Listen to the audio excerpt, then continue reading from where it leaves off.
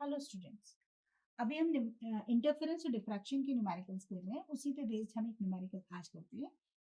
एक न्यूमेरिकल है, a drop of volume of 0.2 cc is dropped on the surface of a tank of water of area 1 square metre. मतलब एक drop है, ठीक है, जिसकी वॉल्यूम कितना है 0.2 cc है। वो ड्रॉप करा हमने किसी टैंक पे जिसकी सरफेस का एरिया कितना था 1 स्क्वायर मीटर था, ठीक है। The film spread uniformly over the whole surface, मतलब जो पानी आपने ड्रॉप डाला वो पूरा यूनिफॉर्मली एक तरह का सरफेस पे ऊपर आ गया। The white light which having the incident normally, एक व्हाइट लाइट इंसिडेंट हुई normally, is observe through a spectrometer. Spectrometer के थ्रू हमने उसको ऑब्जर्व किया। The spectrometer is seen to contain one dark band whose center having the wavelength of 5 into 5.5 into 10 to minus 5 centimeter in air. तो find the refractive index of oil. तो आपको wavelength दे रखी है कितने की 5.5 into 10 to minus 5 सेंटीमीटर की in air, और आपको निकालना है refractive index of the oil, ठीक है। तो आपको क्या दे रखा था, एक पानी का जो भी ऑयल ड्रॉप है उसका वॉल्यूम कितना दे रखा था 0.2 cc, ठीक है। ये आपको दे रखा है, स्प्रेड हो रहा है किसके ऊपर 1 मीटर स्क्वायर की सरफेस के ऊपर और यूनिफॉर्मली हो रहा है, ठीक है। तो हमें पहले क्या निकालना पड़ेगा, थिकनेस ऑफ द फिल्म। तो थिकनेस ऑफ द, ठीक है, जो फॉर्म हो गया क्योंकि पानी आपने जो भी ऑयल की ड्रॉप डाली है उसका वॉल्यूम था 0.2 cc और वो एक यूनिफॉर्म सरफेस पे, मतलब एक जो भी था सरफेस 1 मीटर स्क्वायर का उसके ऊपर गया और यूनिफॉर्मली स्प्रेड हो गया, तो एक लेयर बन गई, एक लेयर बन गई।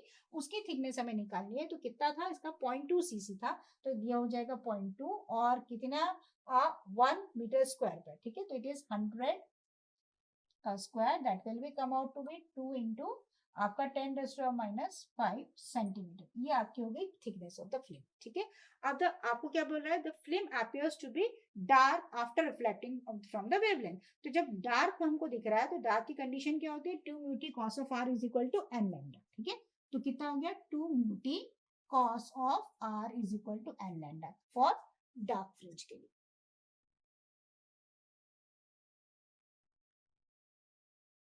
ठीक है। अब हम इसमें कंडीशन लगा लेते हैं। तो आपका उसने क्या कहा था, नॉर्मली इंसिडेंस हो रहा है। नॉर्मली इंसिडेंस मतलब for normal incidence r is equal to कितना होता है 0,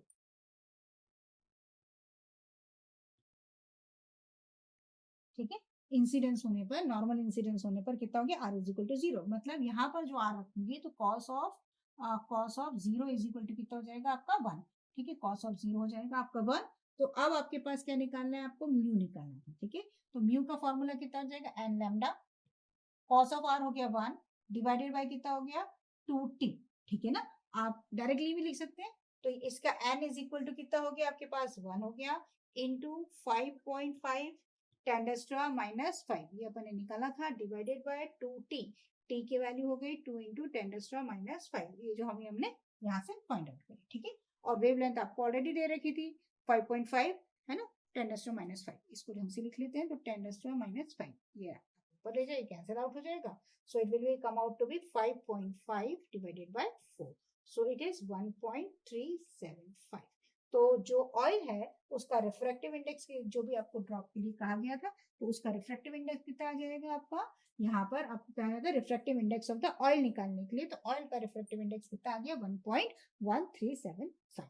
तो इस तरीके से हम किसी का भी रिफ्रैक्टिव इंडेक्स फाइंड आउट कर सकते हैं एज पर this condition. Thank you for watching.